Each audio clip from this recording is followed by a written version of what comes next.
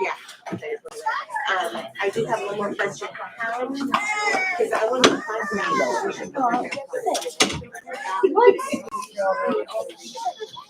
everyone has one, yeah.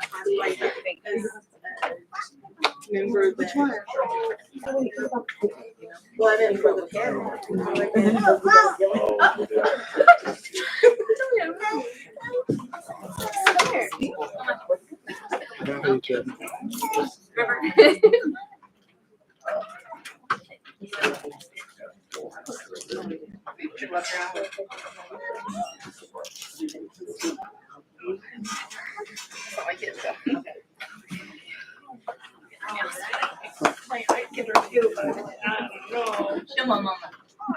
You guys want to sit down?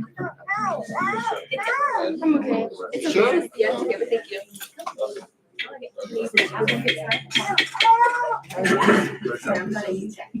All right. Motion to reconvene the open. Made by Terry, second by Moore. All in favor?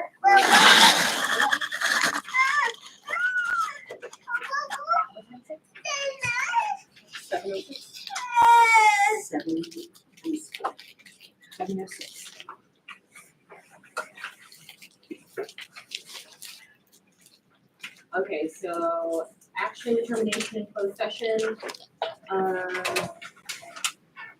you roll call first? Okay. In closed session, the board took action to issue a notice pursuant to Education Code Section 44,929.21, employees identified by 2965, 3530, and 3503 shall be given notice that he or she is not re-elected for the 2024-2025 school year, effective at the end of the 2023-2024 school year, and directed the superintendent or designee to send out appropriate legal notices. The vote was as follows: 3 ayes by Gutierrez, Moore, and Hepburn, 2 absences by Rendon and Vincelette, and I think that's it. All right.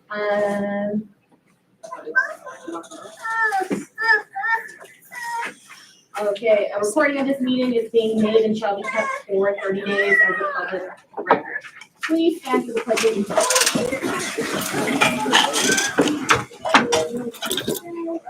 Go ahead, Adrian. I pledge allegiance to the flag of the United States of America and to the republic for which it stands, one nation, under God, indivisible, with liberty and justice for all.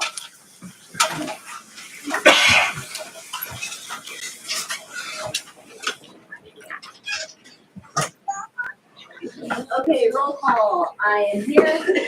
Mario is here. Mr. Vincelette will be joining us remotely. We asked if you guys could speak loudly if you speak, so we can hear you. Dwayne is here, Adrian's here, and our student Madison is not here today. Do I hear a motion to approve the agenda?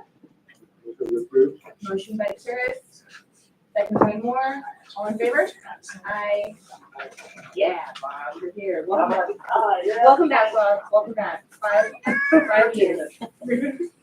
Okay, reports and communications. Presentation by Mr. Justin Armstrong with the girls basketball team. Oh, basketball first? Well,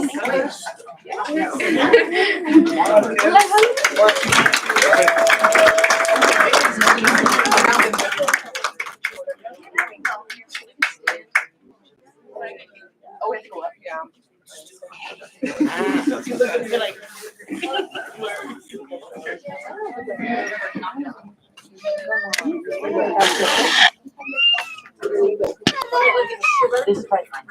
You guys are in front of the camera though, It's okay. so why don't you guys filter in over here? All right. Something like See that. everybody? So this is the varsity girls basketball team. They won, well, first of all, they won their league this year, which is awesome. And then they went on to win the CIF championship in Division 5. They worked really hard for it, and I'm happy that you're able to recognize them here. And if you have any questions for the ladies. First, let's say congratulations.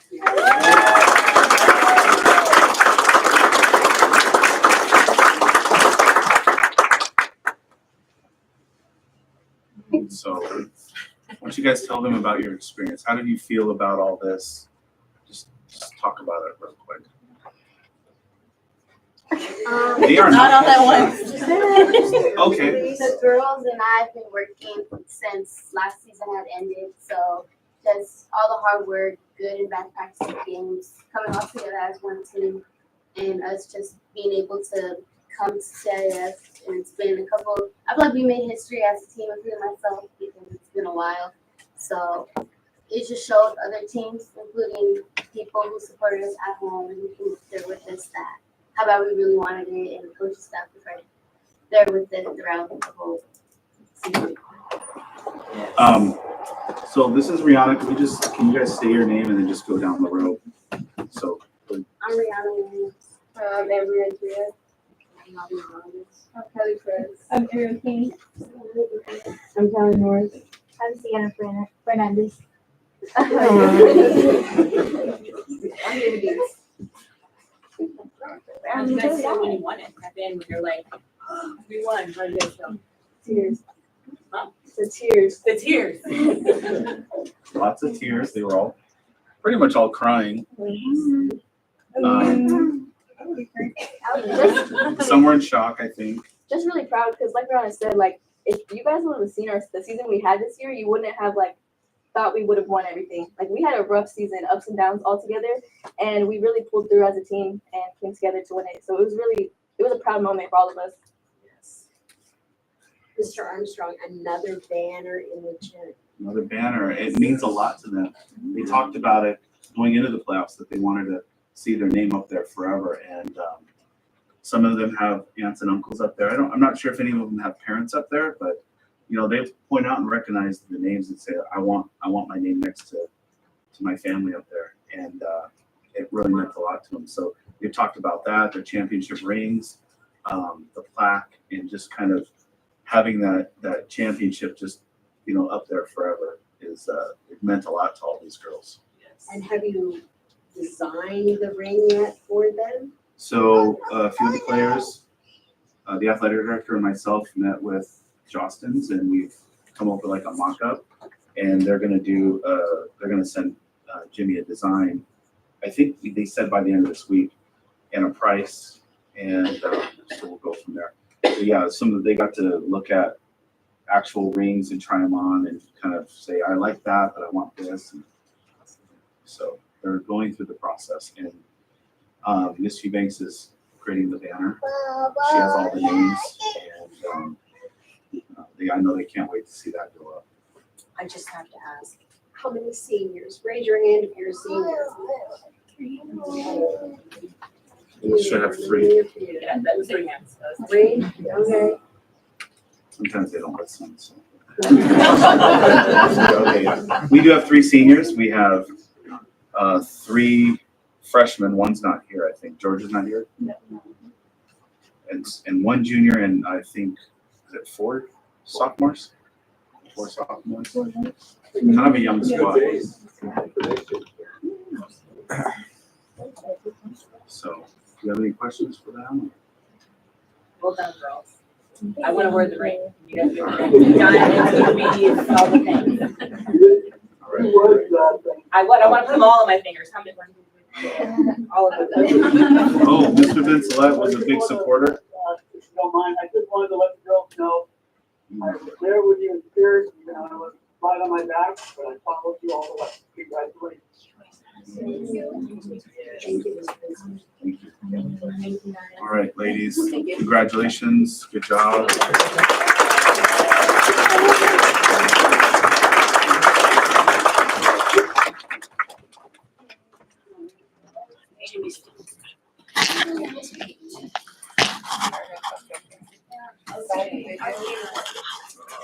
Hold on.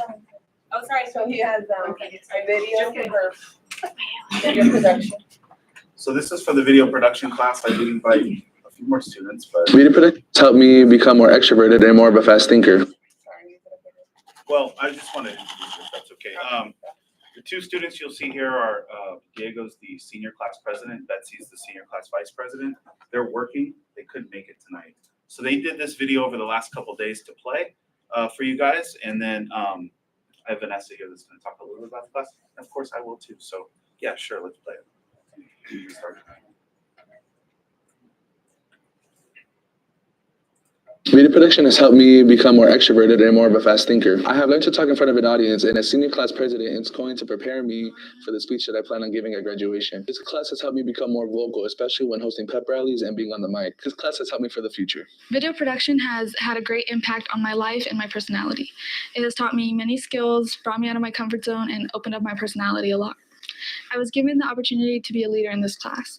Before this class, I was very insecure about what people thought about me, and I was really scared of being judged. Now, other people's opinions don't affect me as much. This class has definitely been an enjoyable experience for me and has allowed me to be a lot happier, and I'm very grateful to have been a part of it. Hello, Southern Kern Unified School District Board members.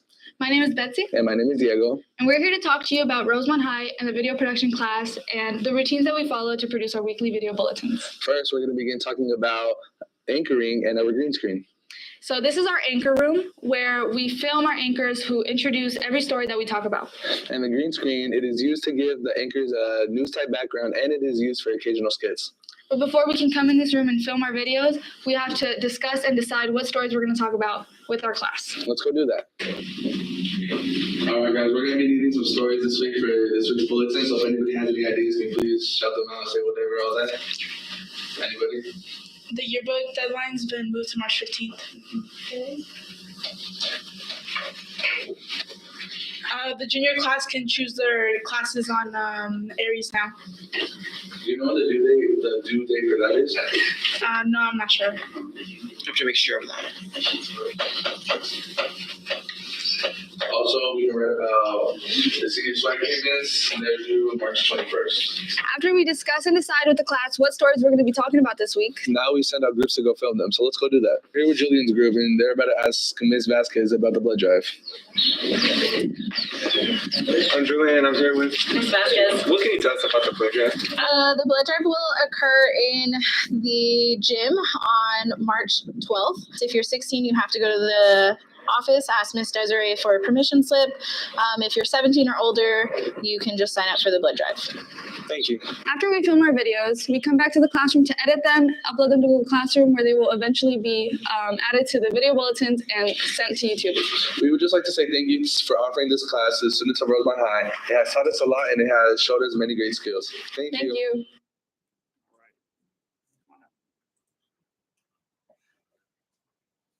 So that's a true routine. There was some acting there, but every Monday we go over the board, we write it down. Everybody shouts out ideas. We pick groups to do certain stories, and so that's actually what happens.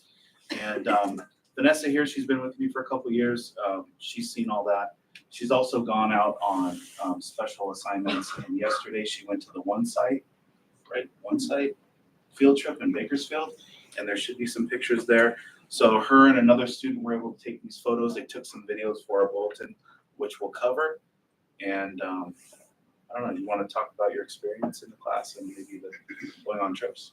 Well, it's been really fun. I started last year and I was always like much shyer, and I can never really, like, I feel like right now I'd be freaking out before this class, talking in front of a lot of people. So this class has been really cool and helping me develop better like speaking and social skills. And then like he said yesterday, I got to go on the field trip, which is really cool. I got to see a lot of kids like myself who can't see very well, and they got to like get some kids glasses for the first time, which was really cool. And I got to experience that, and I saw when they went backstage and when they made the glasses and everything. And it was just a really cool experience overall. And this class has been pretty great too. So you've probably seen the bulletins on YouTube.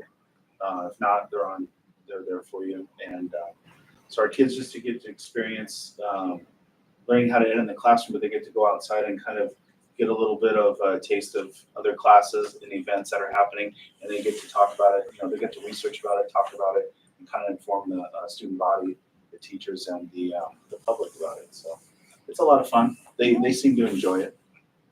So do you have any questions for her? That's fine. Let's let. What's that? Do you have any questions? You're in the video class? No, I don't, actually, well, actually, you can see it anyway, but, you know, I'm really proud that Justin's taking the ball and running with the video.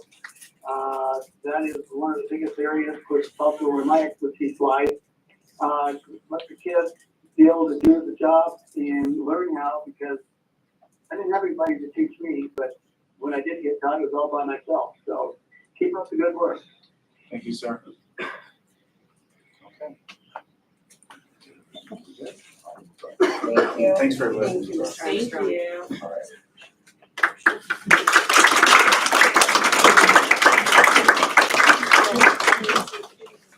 Thank you, everybody. Thanks, guys. You need to put in the bag for this one. It's the rain for this. All right, Jess, where's that bag at? Where's that bag at? Thank you, ladies. Good job. You definitely earned the recognition. Good job. It's supposed to be bad. So let's put the plaque in and then everything on top.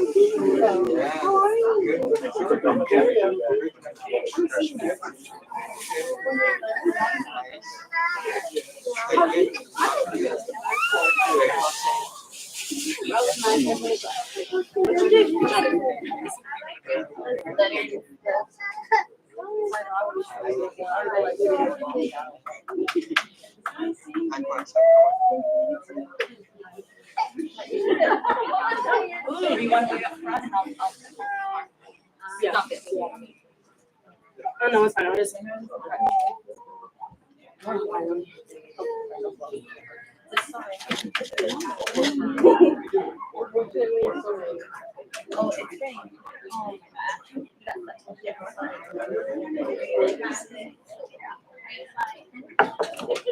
Okay, guys. RTA report. No.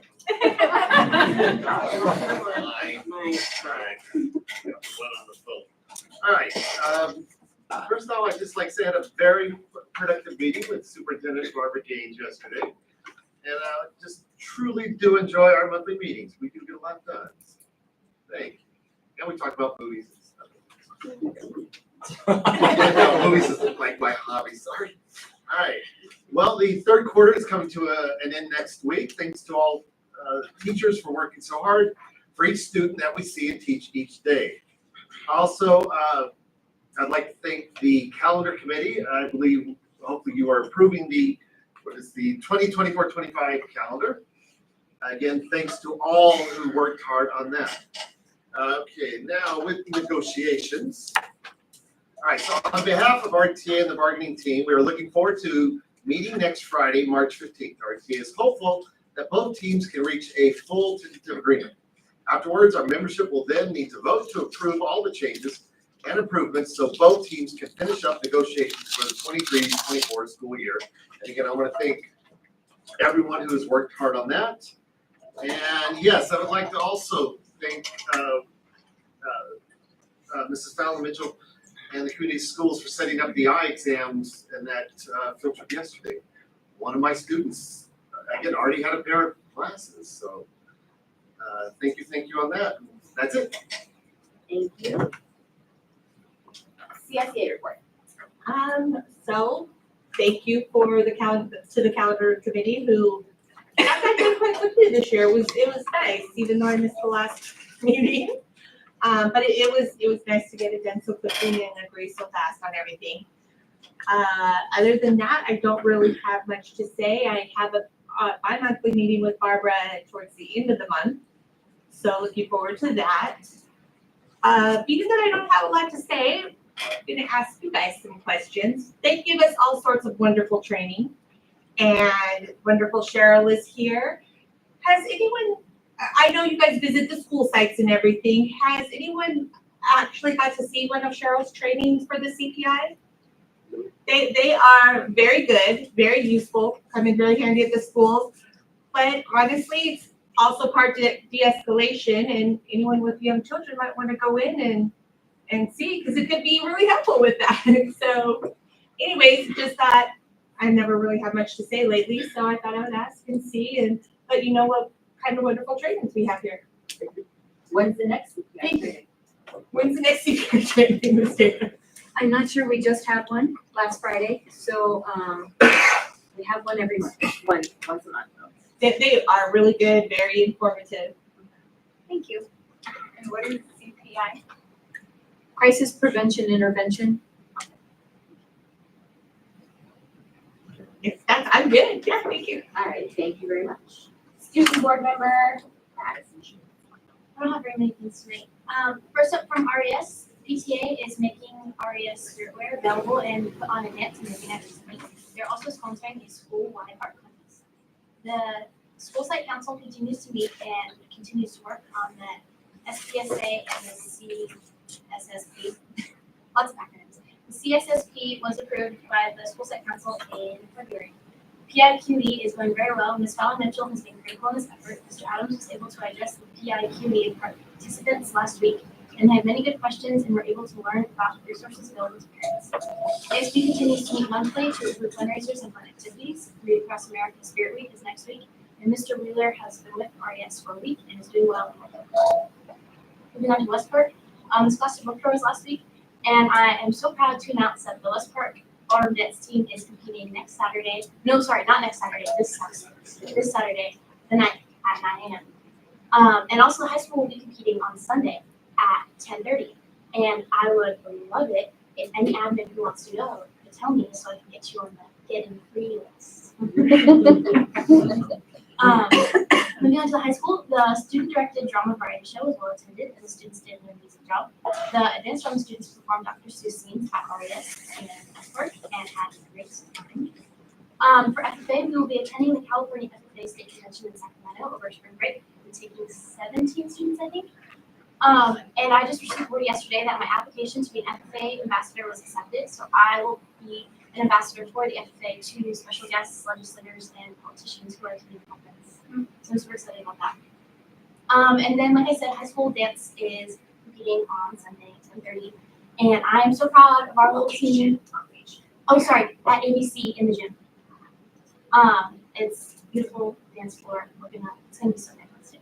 And please let me know if you like it. And sorry, and robotics is competing on Saturday, and I'm so excited too. That's it. Thank you, CBO report, Mr. Irving. Alrighty, they're all gone, but congrats to the basketball team. I was awful at basketball, so I was nowhere near the actual team, let alone CIF. As Mr. Warfield mentioned, we resumed negotiations with RTA on March 15th. Hopefully we come out of that with a deal, and we, we're excited for another opportunity. Tonight I present the second interim, but I want to thank Desiree and Scott for being here to answer questions on transportation, because they know more than I do, so you don't have to hear me hopefully reinterpret what they have to say and hopefully get it right, hopefully not, we can get it straight from that. That is it. Thanks, sir. Assistant Superintendent of Instruction and Curriculum, Dr. Mendez. Good evening, everyone that joins us here as well as online.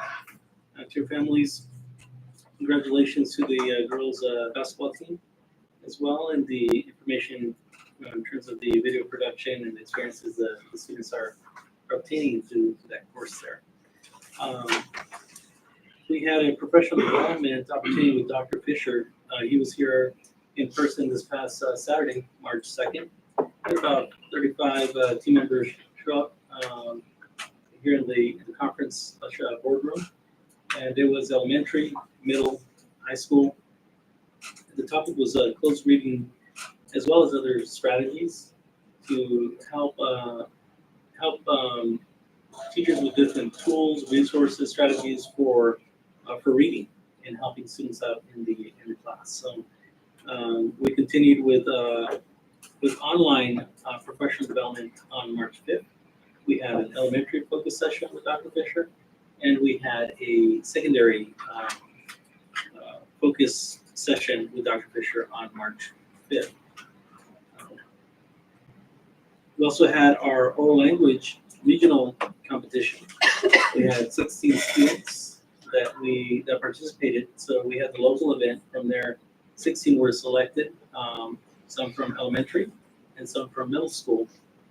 And out of the 16, we have 6 finalists that are going to go over to finals for the countywide finals in Bakersfield. That's going to be on April 27th at Stone Creek Junior High School. That's where finals are going to be taking place. We're going to have 4 middle school students and 2 elementary students that will be participating in the finals. So congratulations to our team and to our coaches, our oral language coaches that help support the students, and our administration and teachers as well that work with our students, and everyone that's helped us out in serving as judges as well. We appreciate their help and support. Today at Rosamond High, they had their awards of recognitions, had our opportunity to stop by the awards recognitions there, and then for PCAT, Parent Institute for Quality Education, we had a parent graduation there at Rosamond Elementary School. Fallon was supporting with that throughout the process and the administration there. They had 27 graduates there. Avid, we have a showcase visit tomorrow. It's going to be at Stone Creek Junior High School. We typically have Avid meetings online with the district directors, but in this case, there's an in-person. It's going to be an in-person meeting at the same time. They combine that with a showcase. And finally, we have the iReady professional development for 2nd through 5th grade teachers. We've been in contact with iReady. They will focus on running reports, analyzing data, downloading the reports, and then breaking down the data to identify areas of strength, areas where students are doing well in, and potential areas of growth where we can continue to expand in those areas. That concludes my report. Thank you, sir. Okay, so superintendent of special education is with us personnel. Taylor. Hello, everybody. So I too want to congratulate the girls basketball team. What a great accomplishment, even though they all left. But I want to say it anyways. Also, I was lucky enough to be one of the judges for our oral language district competition. So that was a fun experience. A lot of students worked really hard and did a great job, so it was really fun to see. And last thing from me, we recently got a notice from Medi-Cal reimbursement because we file for Medi-Cal reimbursements, and our audit is looking like we're going to get an additional $300,000 back for student services and also service provider equipment. So that'll help a lot with additional services for our kids. And that's it for me. That's wonderful. Thank you. Okay, Associate Superintendent of Human Resources, Mrs. Marcus. I do want to say congratulations to the basketball team. Winning CIF is a great accomplishment. Our 24-25 calendar is on the agenda for approval tonight, and I'll talk about that when that time comes. We're going to be having a job fair on Saturday, March 16th, and that'll be for both classified and certificated openings. We have been currently posting our 24-25 open teaching positions, both within and outside of the district. All can apply through the EdJoin. Interviews for CSOs are planned for tomorrow, and next week they'll be doing paraeducators. I had the opportunity yesterday to go and be a judge for the oral language, the regional competition that was out at the Mojave Spaceport. And so for many years I oversaw that program, and so I never had the opportunity to be a judge, and it was difficult. But I do applaud the students that got up on the stage and they memorized the pieces and performed them. And I just always think back when I was in elementary school, I was far too shy and I never would have done that. So kudos to them, and they all did a great job. That is it for me. Thank you. Okay, board member communications. Bob, would you like to go first? Oh, I guess I can. Oh, I'm so, wait. I'm so sorry, Bob. I'm all over the place today. Excuse me, one moment. Superintendent's report. When you're last in the, everybody kind of already said everything. You wanna say? Quiet, Bob. He's back. Trouble's back. Okay, want to say to Mr. Armstrong and the entire coaching staff and all of the girls, what can we say? That was phenomenal achievement on their part, and another banner in the gym. Those were always exciting to see new banners go up. Last week I had the privilege of visiting West Park Elementary, visited several classrooms with Mr. Holmes, and very, very excited at what I saw there. Math was, oh boy, were they teaching math. I was like, yes, so excited. And you could tell that, which Larry would have made you very, very happy, because you could tell that there's a lot of professional learning community collaboration going on, because as I went from one class to another, you could see them teaching the same standards, but with a little different artistry and a little different strategy, I guess is the word I'm looking for. So it was great. Thank you, Mr. Holmes, for welcoming us last week. I too attended Dr. Fisher on Saturday. The room was full. So glad to see so many teachers. I want to thank all of the teachers who came out, and anytime we have the opportunity to have Dr. Doug Fisher in our presence, he is phenomenal, and the author of many books, and well-traveled, and an expert in the field of instructional practices and teacher clarity, among many things. We're very excited, so that was great. I also last week met with the Tropico Middle School math department and Mr. Shevlin, and I thought that went really, really well. We have some great math teachers out at Tropico, and we talked about what we can do a little more to perhaps, whether it be after school, Saturday school, during a break, a day during a break or so, to get the kids out. I refer to it as math madness instead of March Madness, but something to get our middle school kids out, where it's a day with math, but it's also some fun activities as well, along with being fed, and the teachers were going to go back along with Mr. Shevlin and sort of see what they could do to put a couple of those days in place. So that was great to listen to their concerns, and we reviewed the data that we had from Tropico on the math assessments. So that was great. I also want to say, as you can hear, say something, Bob. What? That'll work. That it's so great to have Bob back. We've missed him for a couple of weeks, and he's home now, and I'm sure he'll be back in the meetings in no time. So welcome back, Bob. Glad to have you back. And I think that's probably it for me this evening. I'm sorry, thank you. No. Okay, board member communications, Mr. Van Follett. Yes, ma'am. Well, just want to let everybody know, I got here about 2 o'clock. It was kind of up in the air because the lift that they were lifting me up in quit working. So I'm hanging out over the road for a little bit. Now, we weren't moving, by the way. So it took a while for that. But I'm glad to be back. And as Barbara said, I am running hard so I can start getting there. The issue is, of course, relearning to walk anytime you have back surgery. It was successful, so I'm happy that my doctor had told me that my goal is to get you back to football. So I go, that's all I want. So I'm okay here. I want to attend the meeting tonight for one reason, and that is the trans finder, so that I can participate in that.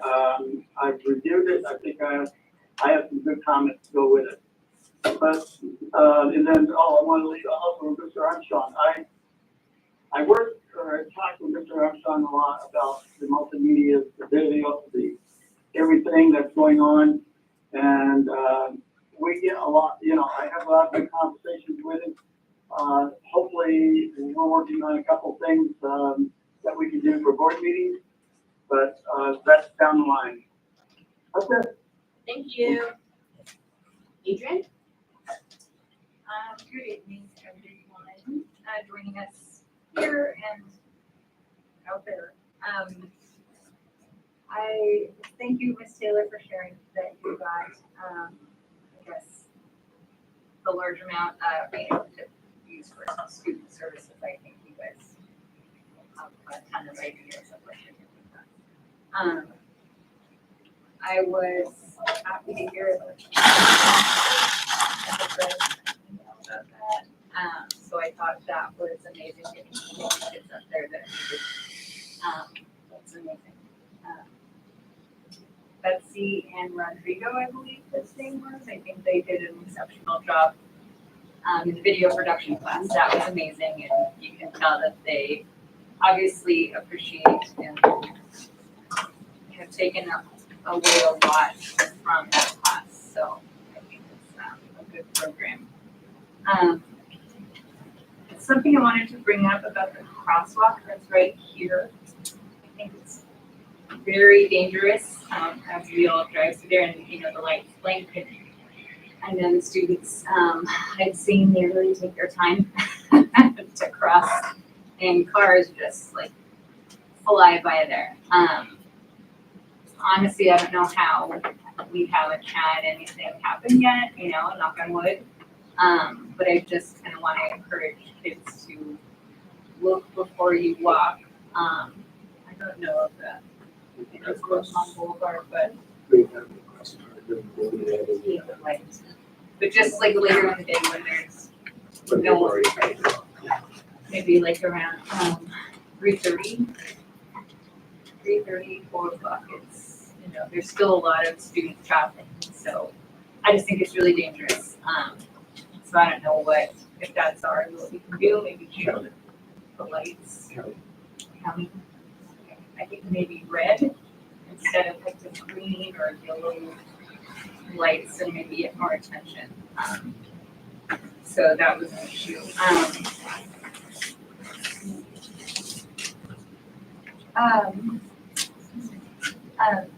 I saw that we have 2 new CTE pathways, and I don't know what those are. But at the high school? I'm sorry, Mr. Raymond, what is the question? 2 new CTE pathways that they've added at the high school. We have 12. It says there's 10. There was 10, and there was 2 more added. Well, they were added at the beginning of the year. The 2 new ones that were added, Video. yeah, video. This Armstrong placement, so that's what we just saw there. Okay.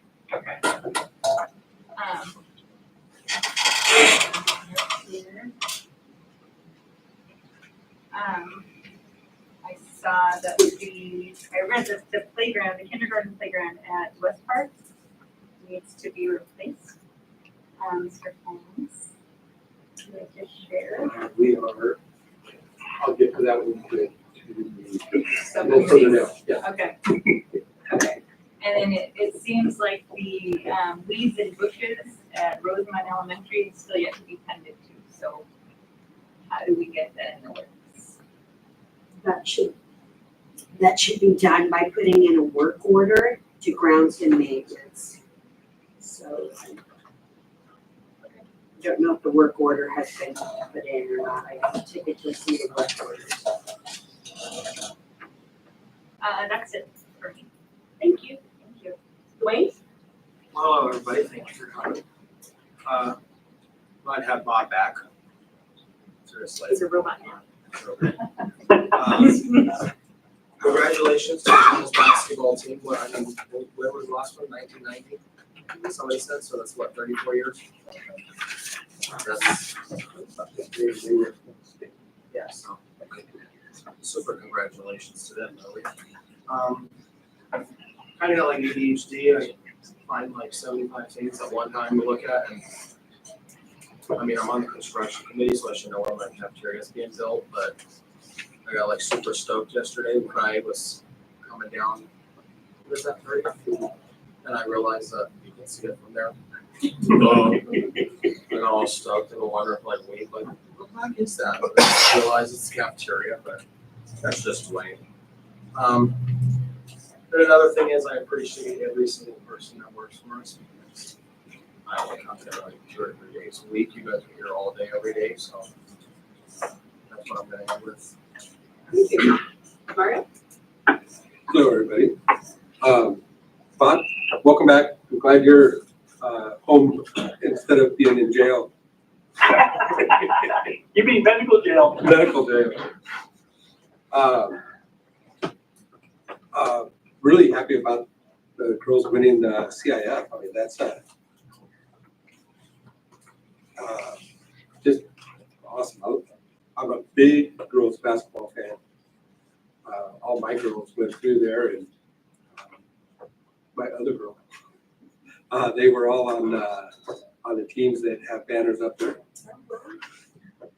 I had 2 that actually were offered scholarships out of through there. So it's really good. We do good things with sports here in Roseville. The CTE pathways, great. I think the CTE is one of our best programs that we have at the high school. We have more pathways and industrial arts stuff than any other high school in this valley. And when I go to these meetings at other places and I talk about it, they're saying, oh yeah, we're gonna get this. So we've had that for years. And they're like, oh yeah, we're really getting going on this. It's like, I don't know, we're already been there. We just have a lot of good stuff going on out here.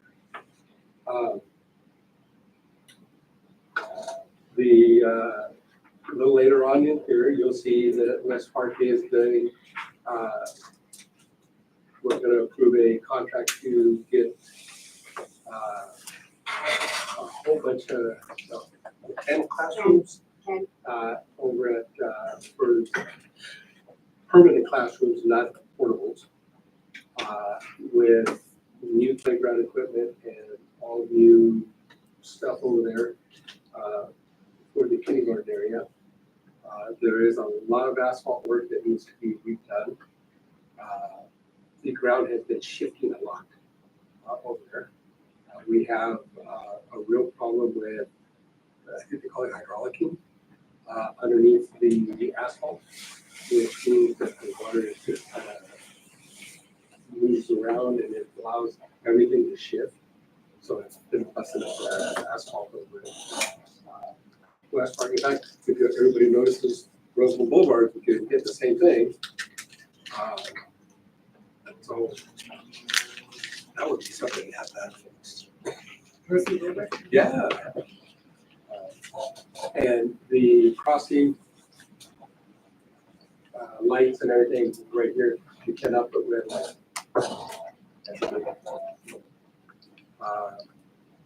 That is something that is county roads. And after bugging them a lot, they finally put the flashing yellow lights up. And that took about 3 years. The So, funny thing is they didn't cross, I'm sorry, Yeah. but like they didn't use to cross there until that Starbucks and stuff, so, you know, like. yeah, because they go over there and then they come over, or on the way home, they swing over. Yeah. Yeah. Everybody used to go all the way down to the light and then cross at the light. And Starbucks probably paid for those lights. Because county doesn't do it unless somebody else pays for it. cafeteria is, so I'm gonna go ahead into our construction projects. The cafeteria is on schedule. We got a little bit delayed because of the rain, but it looks like they're picking up again. And they're saying that they are not gonna be behind. Tropico is getting caught back up because they were doing a lot of groundwork that really got halted by the rains. But they're picking up the pace again and they're really getting going. Really, in the last 2 months, there's been just tons of change. They've got almost all the flat work done of the cement. All the curbing's done for the playground area and the field. They are now bringing in I call him a gardener, but he's a landscaper. So they can actually test the soil to make sure that when we put the grass down, it's gonna live. So they'll be coming out to test our soil, I believe it's this week. And Or if you just put fertilizer down instead of wasting like thousands of dollars to test the soil to see if the sod's gonna survive, just fertilize. because the soil underneath the sod doesn't have the right compounds and minerals, you will be seeding that thing constantly. And I know because I did it and I ended up having to rip a lot of it out at my house and bring in a whole bunch of different dirt to get it to stay green.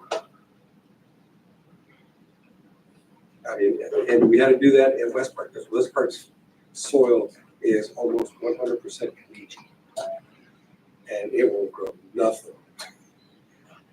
Okay. Your gardening, you should know. I put widgets. We don't. Yes. I was just gonna ask a question, clarification. So these 10 buildings, are they gonna be only TK and pre-K? Because you mentioned kindergarten. Well, they will be allowed to be used for kindergarten, but they're designated for pre-K, TK. Because I mentioned it about the, sure, I wasn't really sure at campus. I guess it's been forever that it's becoming a part. You're talking about the At kindergarten? Yeah, so I just put it there just because it's. Put in a work order and It's like, it's like it's a big thing. it is, it's that mat Yeah, stuff. so that's So, fine. yeah, put that in, we will hopefully get it into our construction meeting in the morning. Teachers were talking a lot about it, and kids' parents will call it little beads in their shoes and things like that for them to make sure. No, Because it that has this sounds- artificial grass and then it has this other material that's right around the slide. Yeah. So it's just kind of been doing that for a while. It's just probably been there since the West Park opened. So it's, I've never liked that artificial turf with the beads in it. Because it actually causes other issues. yes. And that's what we have over there, huh?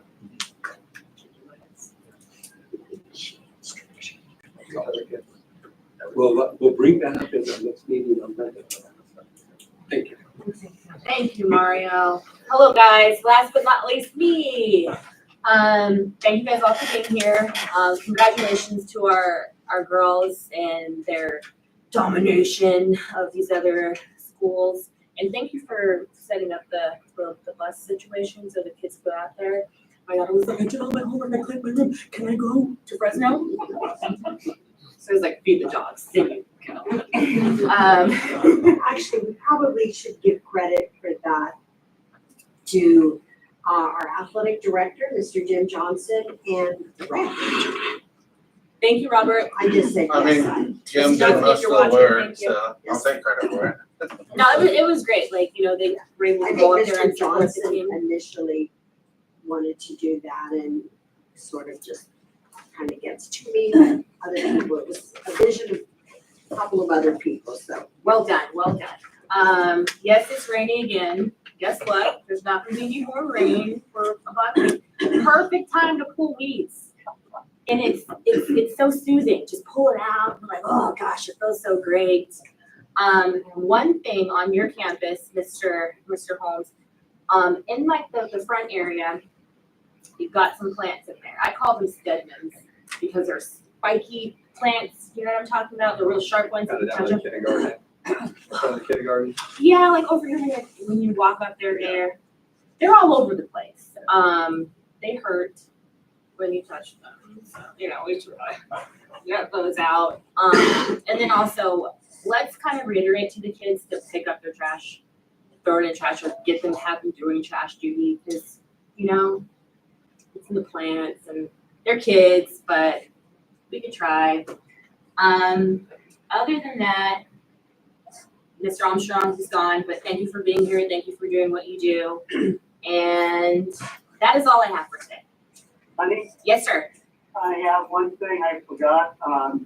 Mr. Irvin, I sent you an email, or forwarded you an email concerning the Bozeman High School audio system. If you want to give me a call tomorrow to discuss it, so we can move on. There's not much changes, but we need to talk. Okay. I'll call you tomorrow, Bob. Yep. Thanks. Comments from the public? None. None. Okay, consent items A through H. Any questions? No questions. Any comments? Make a motion that we accept. Motion by Terry to accept. Seconded by Ms. Shalinski. All in favor? Aye. Aye. 5 ayes and one vote. Thank you very much. General, approve the 2024-2025 annual school calendar. Ms. Hargis. Okay, so if you want to turn to page 25, or if you can see up there, it's on page 25. I just wanted to give just a couple highlights. So we're going to, the first day of school is going to be August 14th. That's a Wednesday. That's the Blue Wednesday in the first. And so it is later this year based on where August 1st falls, because our new teachers all have those 4 days of training. So they work 187 days. So we thought that, you know, it'd be better instead of chunking them, you know, Thursday and Friday, Monday and Tuesday. We took that next week, the 5th through the 8th. So those are those yellow days. Gives them that Thursday and Friday if they want to come and work in their classroom, because they do start August 1st. And then the 9th, they can also work in their classroom. The 12th and the 13th, those are all teachers attend those days. Those are professional development and site meetings in preparation for the first day of school. Then we have, because we're starting a little bit later, that pushes our winter break a little bit later. So the first day of winter break will be Monday, December 23rd. And then everybody will come back on January 13th. And that kind of mirrors some of our AV school districts as well. And we try to make it so that the semesters are a little bit even, so you don't have a lot of, you know, way more days in one semester than in the other. So you can see there's 84 in the first semester, 96. It'll never be exactly the same, but you don't want it to be super lopsided either. So that's for that. And then spring break, Easter's later, much later next year. It's on the 20th of April. So we're going to have our spring break in April, and then we will end at the same time as we normally do that last Friday, the first week of June, June 6th. And there's 20 minimum days, just like we have had this year. And I just wanted to say thank you to our committee members. We had, you know, really after the first meeting, we kind of had a consensus. We just had 4 calendars to choose from. We just talked about the differences for each of them and said, you know, we all had kind of said, oh, we like this calendar more than the rest, but, you know, go back and talk to your associations and see if there's anything that we need to tweak. We came back a couple weeks later and decided that, yeah, this was the calendar that we wanted to present. So I just wanted to say thank you to Adrian Renton, Mary Koskowski, Larry Ward, Kim Schmidt, Sean Coleman, Kelly Lyons, and Jennifer Curtis. Thanks, guys.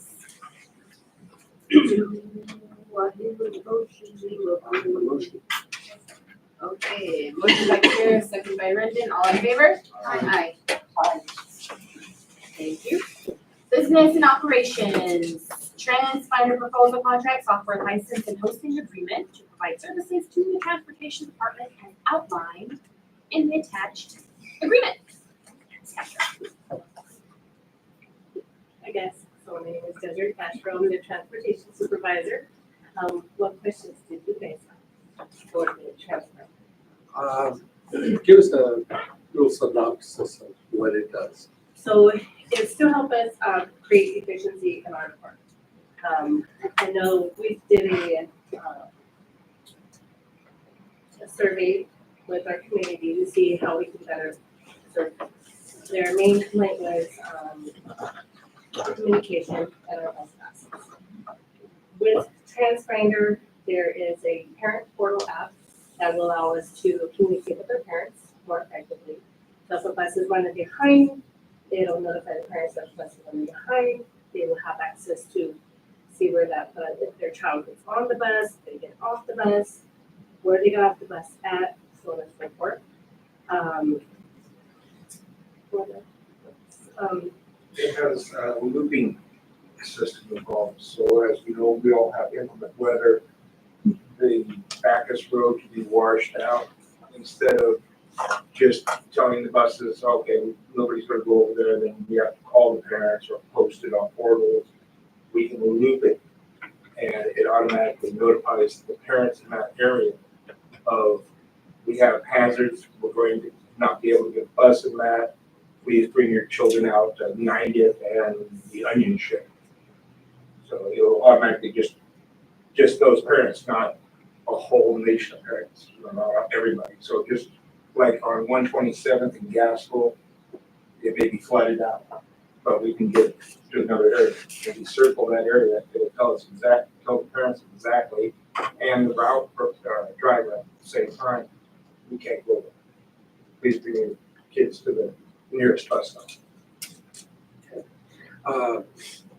You were saying that it lets parents know where they got on, where they got off. Are the kids going to use their bus pass to like a swipe? Yeah, Do they so, come on yeah, it's an and then swipe RFID. off? There'll be an RFID card, and they don't have to swipe it, they just have to be within the vicinity of it, and it'll help with our attendance. It'll tell us if Jackie got on the bus or if Jackie didn't get on the bus. Now, and it's unlimited users, sorry, Mr. Lady. It's a unlimited user, so the school can be able to look it up and open up their app and see if Johnny got on the bus, as opposed to trying to get a hold of transportation to see where Johnny is. It'll tell them if Johnny is on the bus and if he's been dropped off at his stop.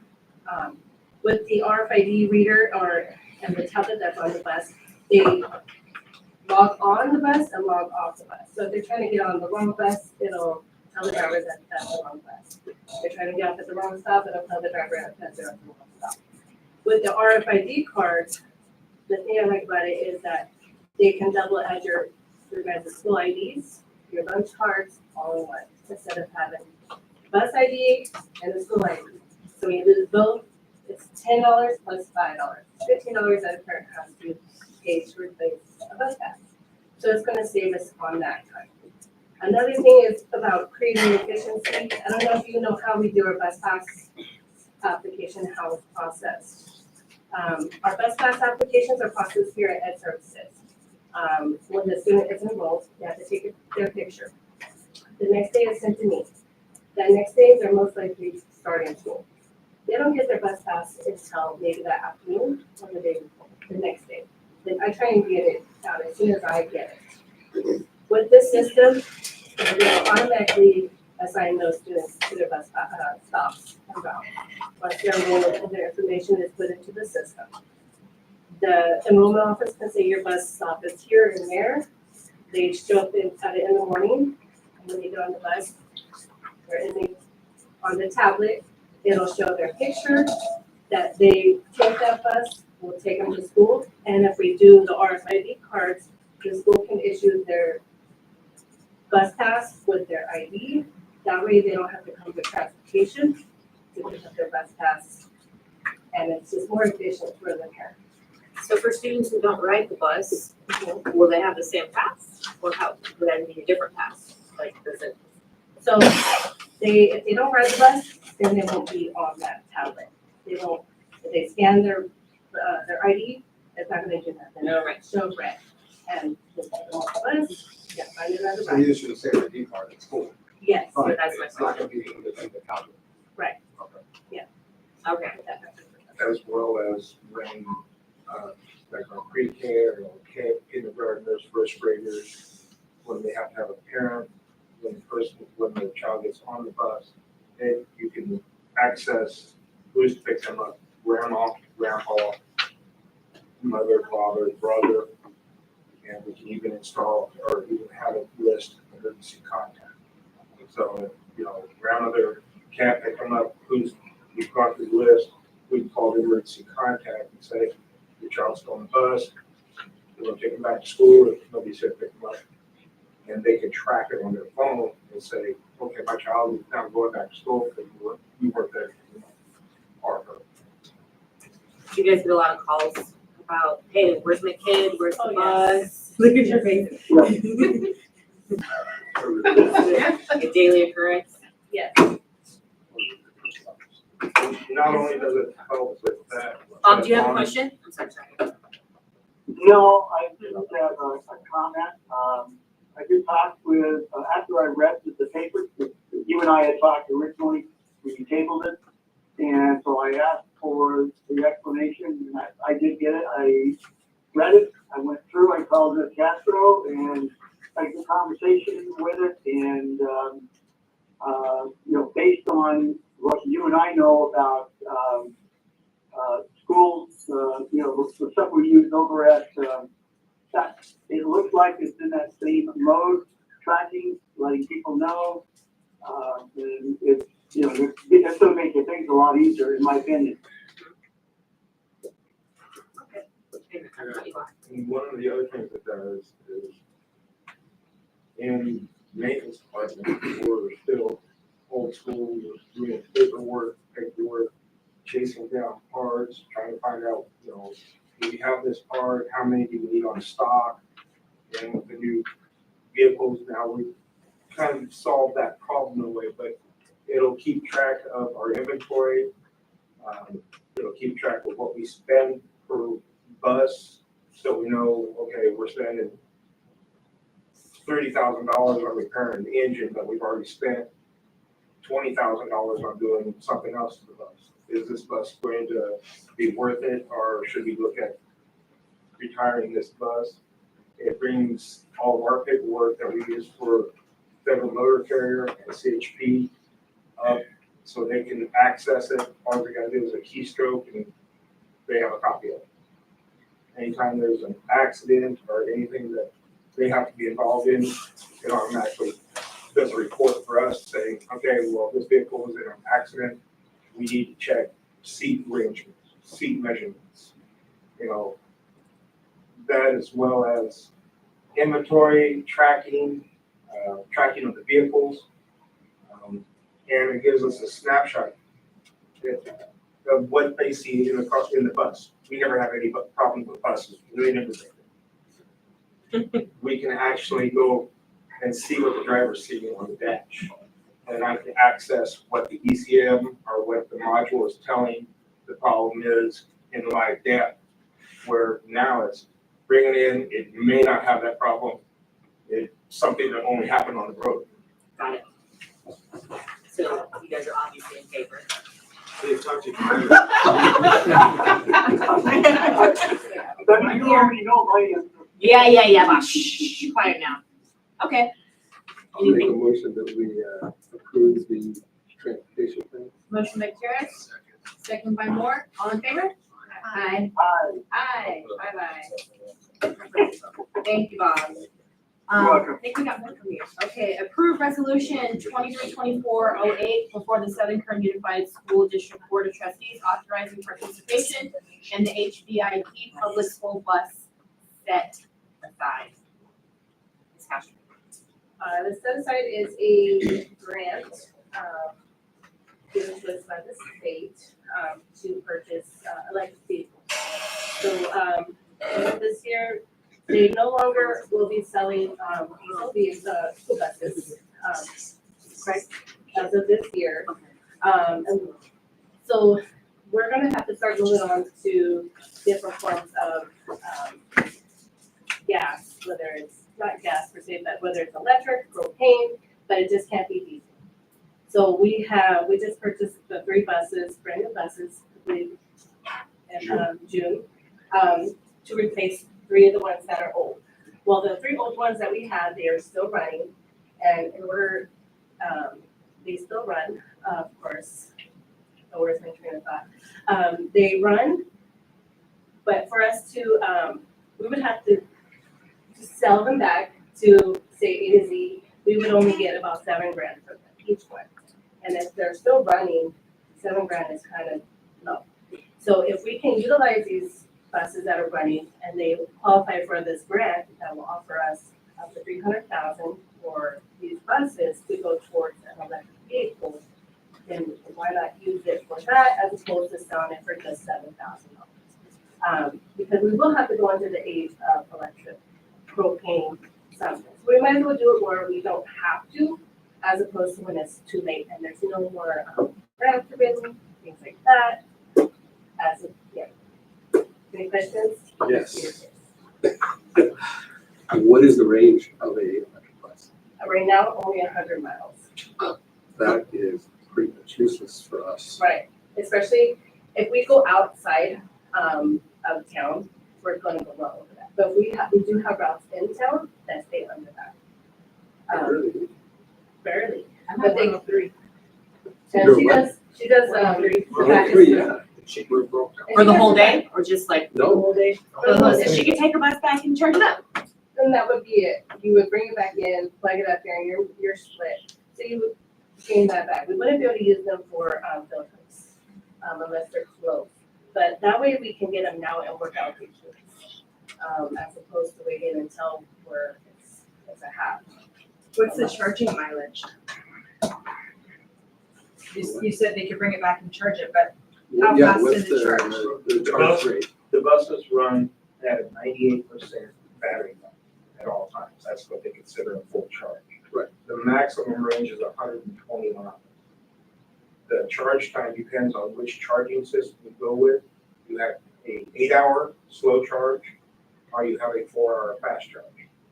So it depends on what the infrastructure will allow us to put in. And that alone is part of the other grant that is a $750,000 grant that the this goes towards doing the infrastructure. And currently we are awaiting, supposedly next week, the gentleman to come out to tell us what infrastructure they're going to provide. Now, what's the cost of charging buses? Electricity's cost, right now it's doubled in the last 2 years. Well, the thing with the charge, the amount of charge rate will depend on which charge we go with. Right. So it can be as low as $25 a kilowatt. If we go with a fast charge, double that. That's what we're waiting for the infrastructure gentleman to come up to find out where we're going to be as far as, because I have several other people that are in my position that take the bus to Magic Mountain. Magic Mountain offers charging stations at $10 to $25 a kilowatt, like a Tesla. So, you know, anybody that has electric cars or plugging it in, you're not getting it for free. Oh, no. So there again, once we get the information from the infrastructure gentleman that's going to come up and set up, I can give you a ballpark figure or an exact figure on how much it's going to cost us for charging that bus, on which way we're going to do it. But the other side of that is with an EV bus, the bus that we're going to charge that EV bus, we're going to be saving in diesel fuel, maintenance, because as far as the maintenance is going, it's 8 years before one of them will even see a battery. the warranty on the new EV buses is outstanding by far. But what's the cost difference? Well, that's, we don't know, that's what we're gonna find out. So pretty much what you're asking for in this resolution is to have us either approve it and then we could get up to $300,000 per bus or total. Per bus. Okay, or not, then it's $7,000 to do it because Yeah. you're not using it anymore. But up to 300,000, so that doesn't say 300,000, where does it start? No, it's three, I think it's 310 for a type D, which is our transit buses. It is not up to, if we would get the max, and I will be honest, it doesn't cover the cost of what the actual bus itself would. So for a type A wheelchair bus is 310,000 is what they would give us. For a type D is 370 non-wheelchair. For a type D, it ranges about 400,000, 425,000. We can, with the set aside grant, we can utilize another grant on top of it. So we can stack the grants. And there is a grant, the AB grant, we're going on. We would have to get another board resolution on that, but they did say that they do have funding and that we do have 2 more buses that qualify for that. And they would be able to stack it on top of that to get it at That's zero cost. the one that we've been using to get our buses right now. Yeah, that's what we've been using. Right. So if our goal is if we can't get them for free, the approval is to put the request in or to put it in. It's not to get it. So if we can't get it for free, we don't want it. And that is our goal. If we can, then we can. We better get it now before those grants are going to be as big. That makes sense. It makes sense. I have a quick question, sorry. So if this was approved, how quickly would this go into effect? Like how fast would the switch happen? Not very fast. No, it'll be 6 months to a year. Okay, so I have a question, because as you asked, how much would it cost us in charging? I've noticed that we're doing a lot of construction on the cafeteria, things like that. I noticed that in Lancaster and Palmdale, a lot of the schools have solar panels to help with their electricity. How come we haven't looked into that? Yeah. Yeah, okay, I just. No, both times that we've looked into it, the payback to offset the cost of the panels and the structure was 30 years. So to me, the panels are guaranteed for 20 years. The inverters are every 5 to 10 years. Just didn't make any sense that a payback or break even price is 30 years. Just doesn't make sense. So, Just because, as she said, we're going towards electric, I thought I would ask that. well, that's. I'll get that, yeah. Solar panels, I like it. Go ahead. Just asking, sorry. No, and I looked into it for my house and everything, and it's just, There's no rate of return. there is no rate of return to make it worthwhile at this point. Now, eventually, we will have to, because there are people raising electricity costs so high. Eventually, I think, yes, electric is gonna be, we're gonna have to. Right now, I don't think our infrastructure in town, not just our school, is capable of, if everybody plugs their cars in at one time, forget the air conditioning. You're done. I need to go back. When you did the transponder proposal, that was informational, so we actually didn't have to vote on that. What we did vote on was the transportation plan, so I skipped that. But do you want to finish item C while we're speaking about it? Yes, Go back I to would B? like to go ahead and make the motion to accept the plan. Motion by Moore, I'm sorry, by Gutierrez. Sorry. Second by Moore, there we go. All in favor? Aye. I'm going to abstain. Okay. Yeah, I'm going to abstain as well.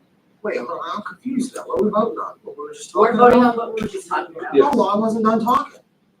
I thought we were talking about a transportation plan, voting on that now. See, I got confused. So I said, let's go to item C and continue that conversation, and then we will go back to B. So, are you good? Yeah, I'm fine. Great. I don't think we'll ever go to Electric anyway. 3 ayes, So go out. 4 ayes, excuse me, 1 abstained, and our student has abstained. Let's jump back to the transportation plan. Oh my God. Make it bigger. We added, I added, an echo to the mandate.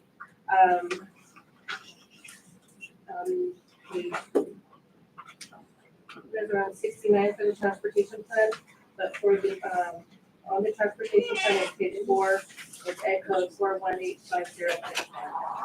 So that's just that we,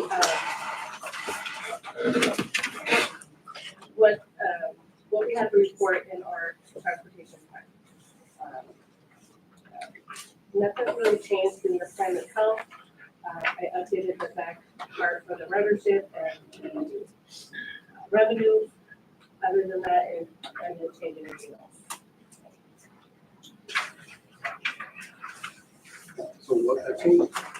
So, if you go to page 4, of the transportation plan, for the mandate, I added a echo. 41850.1. Or, no, that's part of it. Sorry, it's on, yeah, page 1.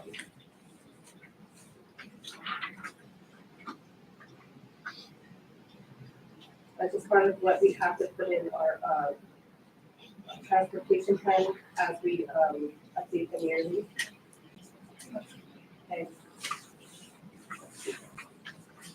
And then the last 2 pages of the, for the ridership, page 12, ridership shift demographics, and, the transportation funding and attendance.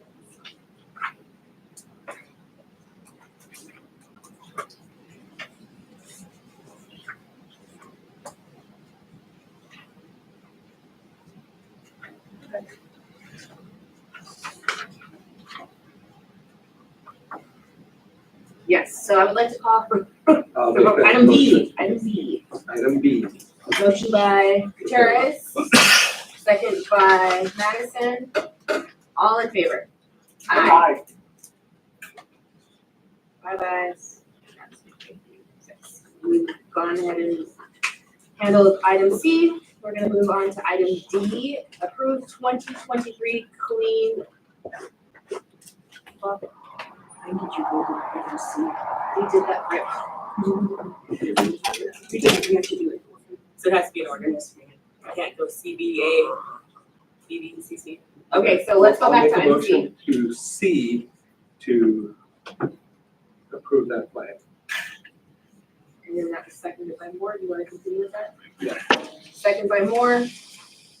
All in favor? Aye. Aye. 4 ayes. Are you still abstaining, Adrian? Adrian's abstaining, as are you, Madison. Okay. Item D, approved 2023 clean school bus rebates program, funding for Southern Kern Unified School District. Desiree. So that's part of the HBIP. So we'll, if we were to purchase the, electric vehicles, we would get grants, I think it's for the first 2 years. Upon 2 or 3 years. I believe it's the first 2 years. 2 years. First 2 years, we would get, an additional grant upon, or a rebate grant for the purchase of vehicles. For the A, type A is the 60 grand, or 60 grand, 60,000. 60,000. How much is it? 60, it's the 60,000 for type A, which is a small spend less damn away. It is 78,000 to 84,000 for what they call a conventional long bus. And the transit bus is up to 100,000. And this is a rebate that we would get for 2 years potentially for each one of those buses. Along, there are other incentive plans as well as going with the electric systems that there's actually an incentive where it's next year our taxes is actually $40,000.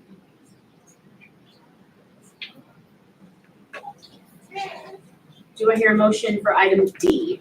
Make a motion. Motion by Shalinski. Second by Gutierrez. All in favor? Aye. Aye. 5 yeas. Okay, item E, approved building resources, cow-shaped ventilation and plumbing proposal, which was board approved on January 17th of this year. Mr. Irving. Okay, so January 17th, the board approved the submitted or putting up for RFP the work as part of the CalShape program, which is twofold. It's a part of it is plumbing to replace infrastructure, mainly sinks, some toilets, a dishwasher for throughout the district that are out of the not compliance, but are not as water efficient as they could be. There's the word I'm looking for. So it would replace old fixtures with new ones that are more water efficient for plumbing, and then the other portion is for ventilation throughout the district to do testing in all of the classrooms to see what airflow is, install CO2 monitoring, and then depending on what the testing comes up, or the results of that, if new units need to be purchased or installed, the district would receive up to an additional $4 million to go towards the HVAC replacement. If it needs to be replaced Yes. after we. Yeah, after they do the testing and install the CO2 monitors and all of that, if there's HVAC units that are not as efficient as they should be, there's further funding within the CalShape program to replace those inefficient HVAC units. Building Resources is the only group that bid on the RFP. Their cost comes in at the amount that the grant is, nothing more. So if costs exceed what the CalShape grant is, they're on the hook for eating that extra cost. The district will not incur any extra cost because cost of materials change or anything like that. That's all incorporated within the program. So all the faucets and like urinals, toilets. The ones that are identified in their bid, yes. The old stuff. Yeah, it's mainly a lot at West Park and TMS are the two biggies as far as the campus goes, which more or less makes sense. Is RES campus is fairly new, and all that, unfortunately, guys, you don't have that many plumbing fixtures to replace. Yeah, I see 2 at Burr. Yeah, so you don't have any $100,000 toilets over there. Well, since it's not gonna cost the district any out of pocket, I will move it to accept. Motion by Gutierrez to accept. Second by Moore. All in favor? Aye. Aye. Okay. Second interim report, Mr. Irving. Alrighty. Stand up for this one.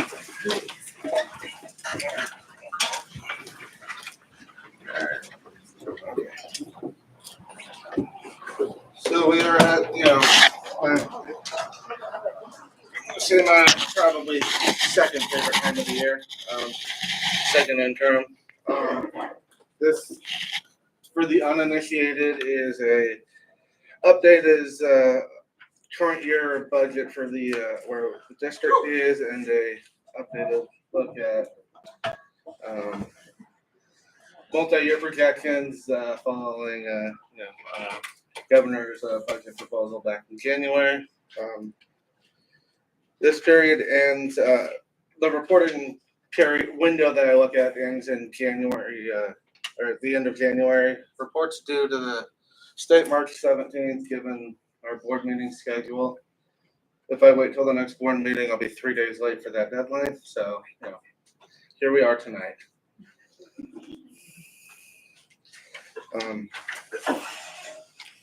So overall, this is a second interim budgets are coming in at, our revenues are projected at $74.8 million, which is about $7 million higher than the revenues budgeted for the beginning of 23-24.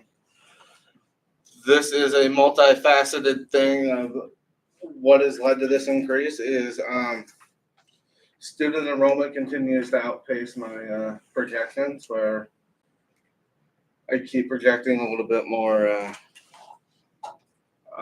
conservatively than the population jumps keep, beating me to the punch. Property taxes for Kern County have assessed higher. And then there's continuance of the ELOP grant funding, as well as new funding for reading and literacy grants that the district received last week, or not last week, last month, to the tune of $450,000 for reading and literacy coaches.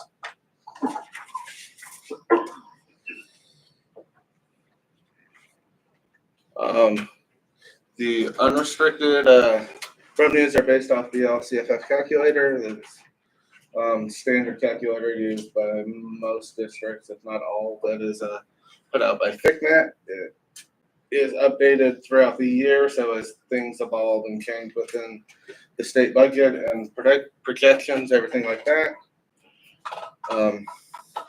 Restricted includes ELOP, ESSER 3, the remaining parts of our COVID-19 dollars.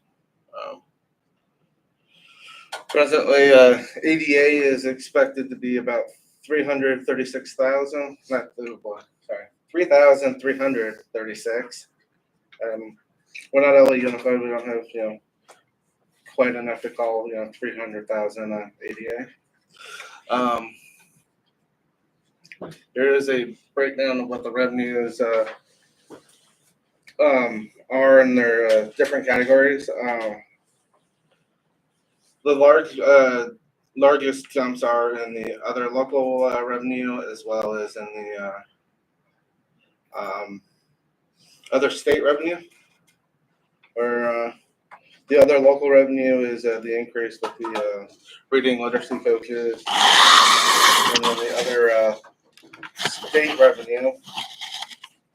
I'm sorry, the other state revenue is the reading literacy coaches, and the other local revenue are increases with that have come along with interest, that is quarterly interest payments, as well as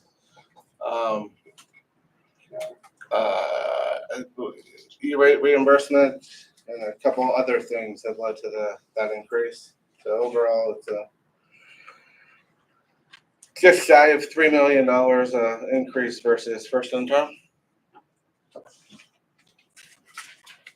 And then right now, this is the budgeted expenditures for the district. Again, one-time funding is increasing because we're in that last phase of having COVID dollars. So once those monies go, we're it's either use or lose it. Where that money's going into a summer school, extra duty supplies for sport, professional development, capital expenditures. We've including the purchase of 20 acres off of Roseman Boulevard, as well as the replacement vehicles for maintenance and operations, where we've replaced most of the work trucks, and the only ones that we are keeping are the ones that aren't in absolutely dire straits, and then they're, so that we have some sort of backup, and, if one of the newer trucks goes down, there's a viable option for a replacement instead of somebody having to hitch a ride with a coworker to, with the latest LCFF calculator, the district's supplemental concentration dollars, so that's additional money on top of the base grant for our unduplicated students, is $13,084,000.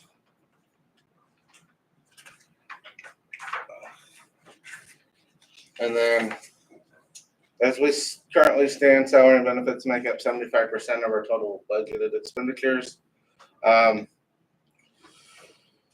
There is a caveat, though, that with the LCAP carryover for the cafeteria is not factored into that because it's such a massive carryover that we put into the cafeteria project that it heavily skews with more or less one-time money for this project.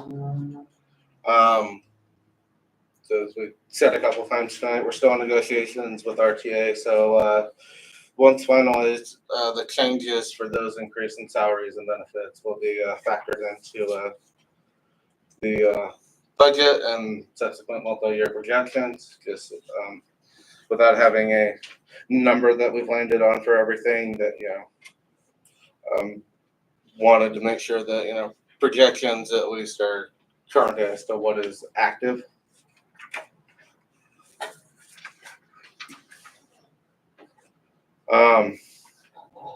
Expenditures broken out.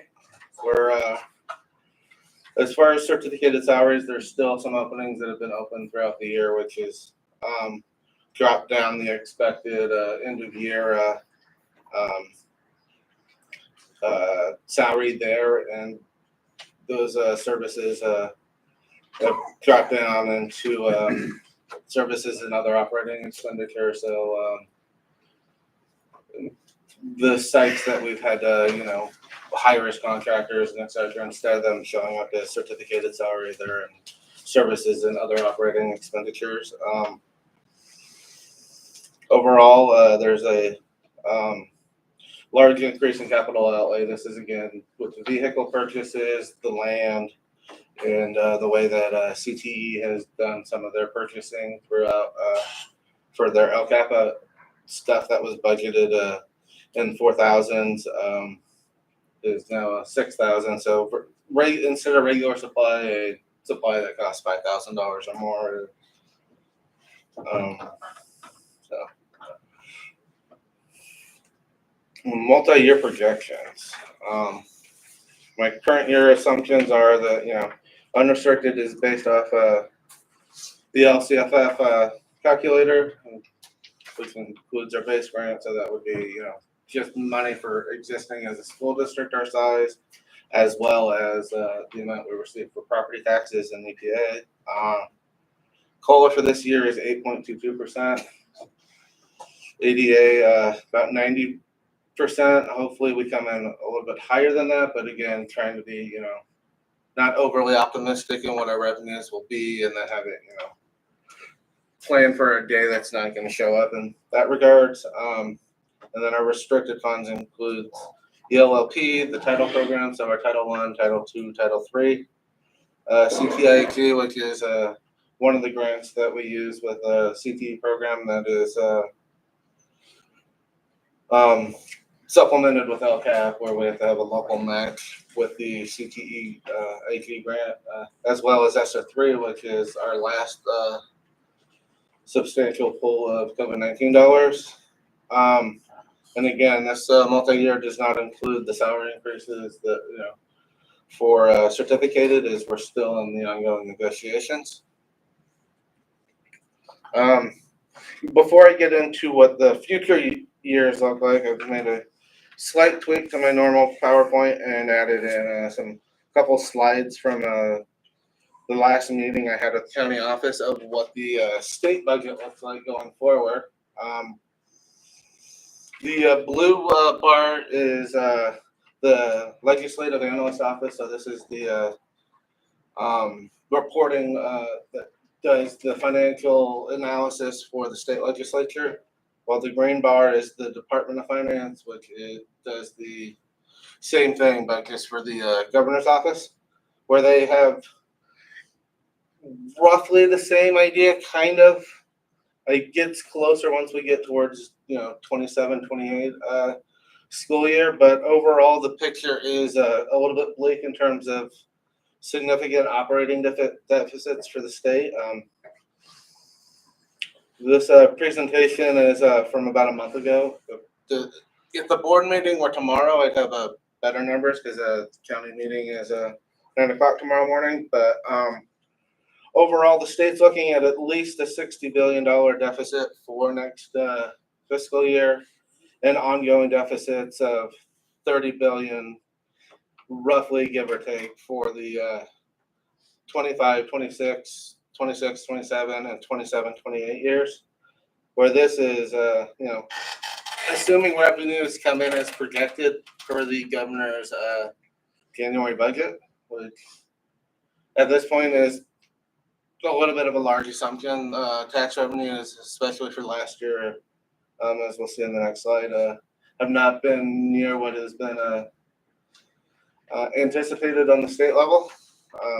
So let me move on to this, this is the state budget, what Prop 98 looks like for the state. So Prop 98 is where we get the bulk of our revenues from. It is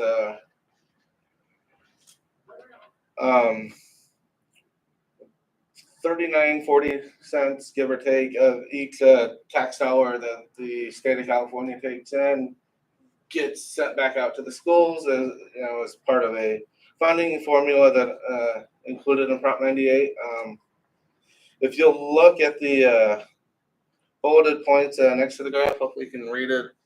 I'm not crazy about the background the county uses. It's a little bit light for white font, but you'll see significant difference between, especially in 22-23, of 98 billion versus 107.4 billion. So state revenues for last year were anticipated to be 100, or not, Prop 98 funding was supposed to be 107.4 billion.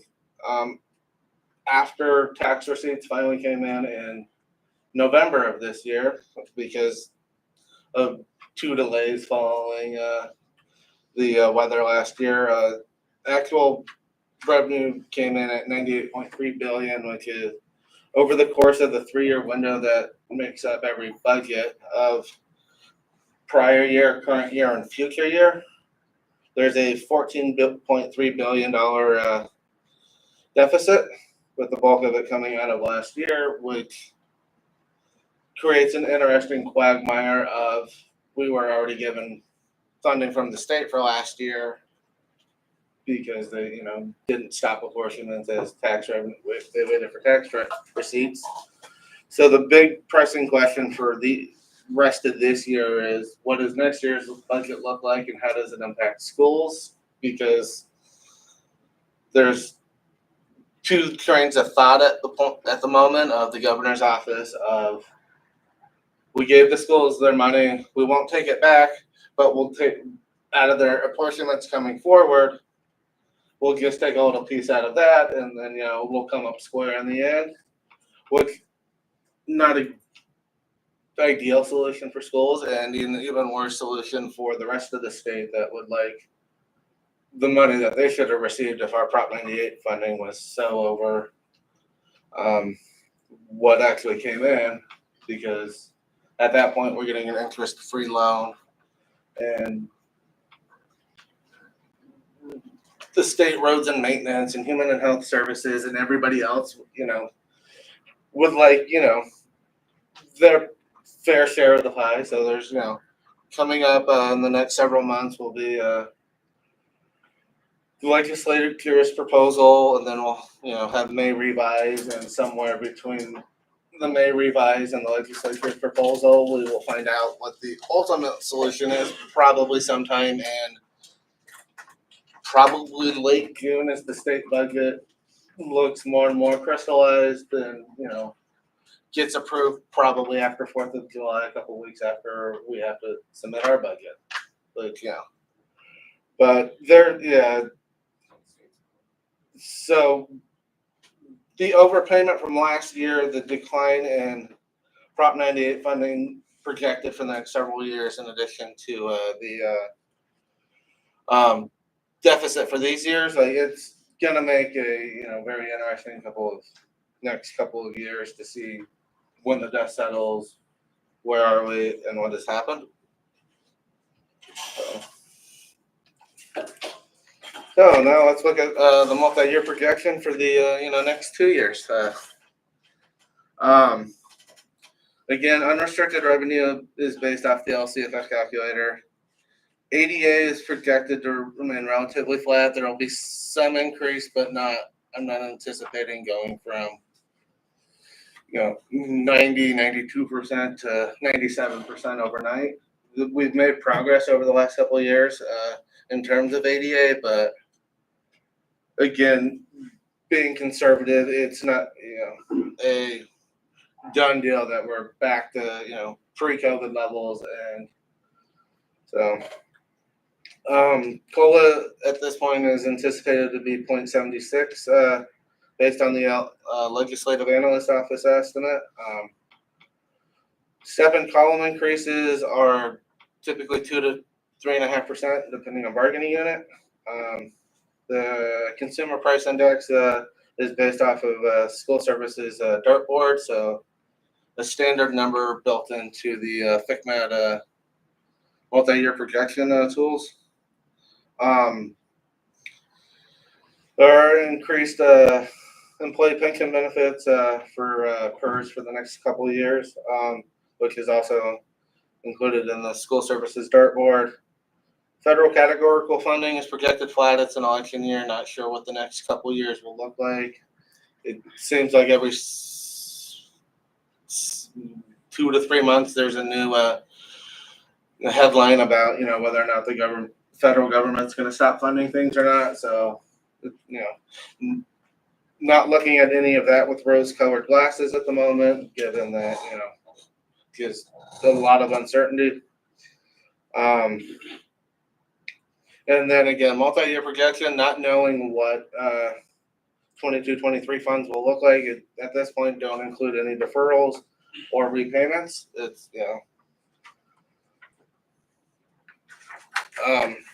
this is the silver lining, is that our reserves over the next couple of years are still healthy. We're projected to I didn't update the fiscal year over here. Dang it. Anyways, top line is current year 23-24.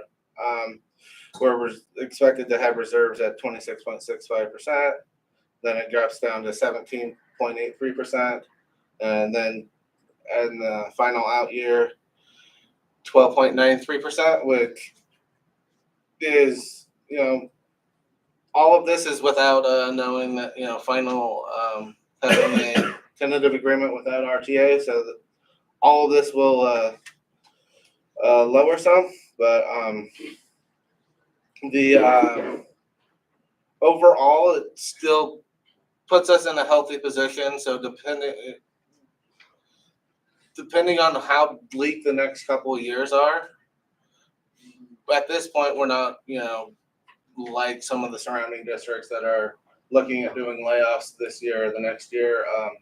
Enrollment has been good for us in the last several years following COVID, whereas some of our surrounding districts, they've continued in a declining enrollment trend.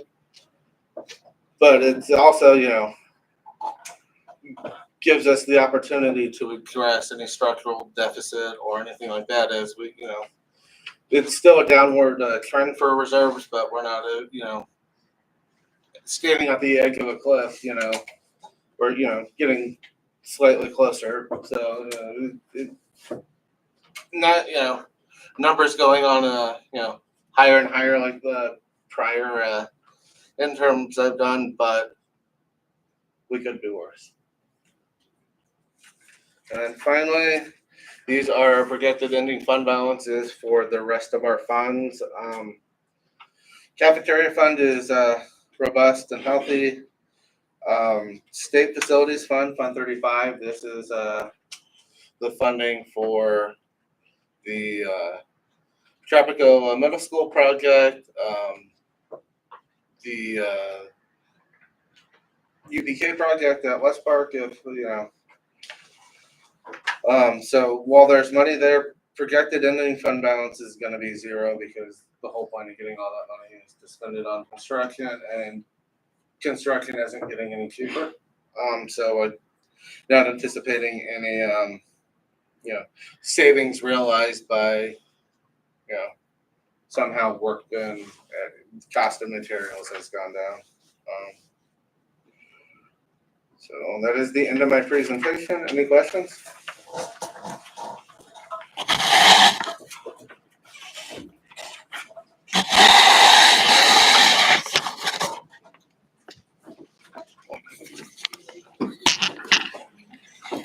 Okay, accept filing of second interim report, Mr.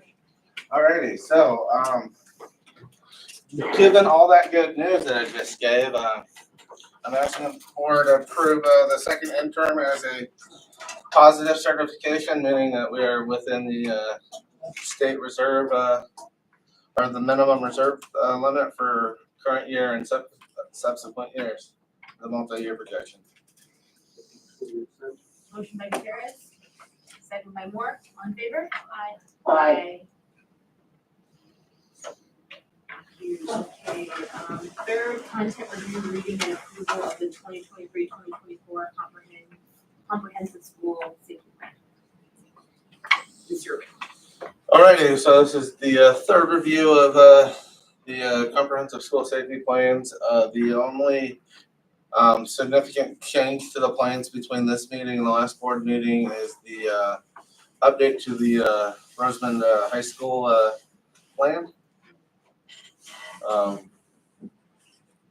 So yeah, there's this is the third time to look at all of the plans. There've been updates over the course of these, but with the high school and middle school. I asked that the board either give us more notes so that we can get them up to the board snuff, and then or approve it. Do I hear a motion to approve? Motion by Shansky, second. Second by Moore, all in favor? Aye. Okay, approved to commence formal bidding for addition of 5 pre-K and TK classroom buildings at West Park. Mr. Irving. Alrighty, so back in September, end of September, beginning of October, the district was notified that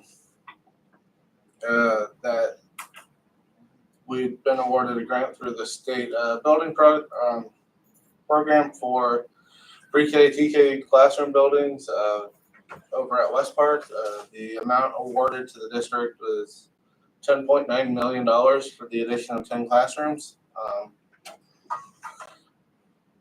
This bid is to, this bidding is for the classroom buildings themselves, so that we can start to get to know what the buildings are, and the architects can work on design and layout and get through DSA and CDE approval, so that we can move forward with construction on this project. I make a motion that we approve. Motion by Gutierrez to approve. Second by Moore, all in favor? Aye.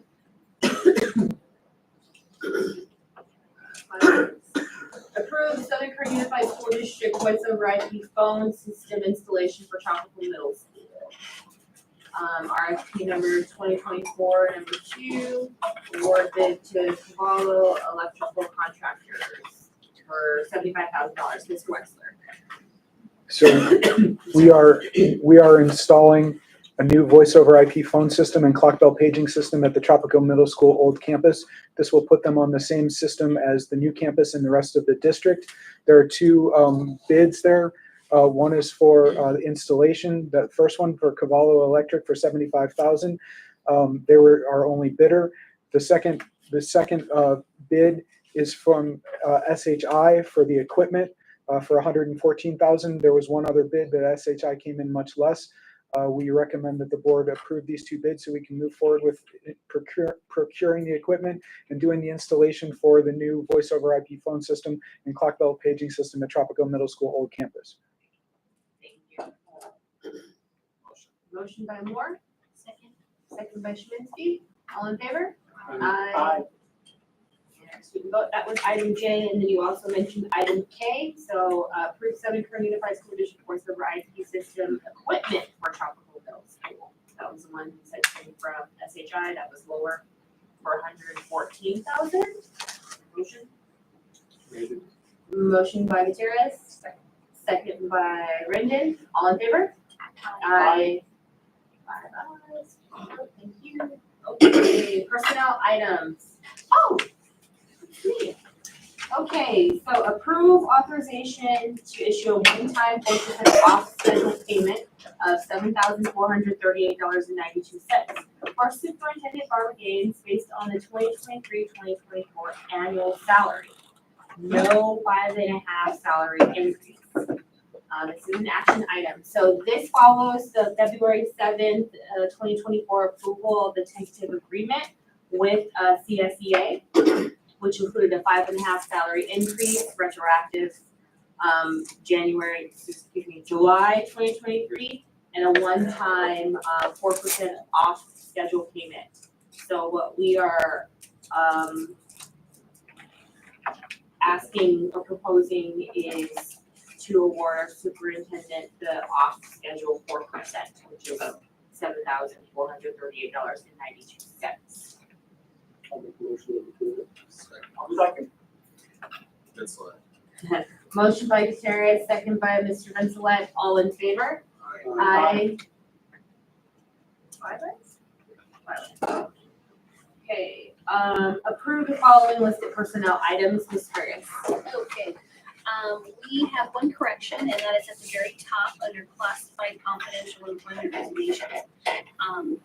Jacob McKinney is actually a classroom para, not a one-to-one. So he is transferring from Tropico as a classroom para to Rosemont Elementary School as a classroom para. Okay. And so, with that correction, I ask you to approve that as written. Okay. I'll make a motion that we accept as written. Correct. That's correct. Motion by Gutierrez, second by Moore. All in favor? Aye. Aye. Oh, we have a jury. Make the motion to adjourn by Ms. Schminsky. Second by Rendon. All in favor? Aye. Aye. Time? 8:57. 30. Mr. Adams. Question. Huh? What did you say? What did you say? No, Mr. Bond.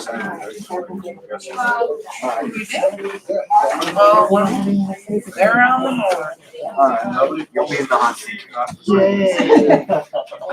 don't know when. Yeah, if you come up with those comments. Okay. I will send one. But yeah, I haven't had anything, so I just have to go, JD's finished.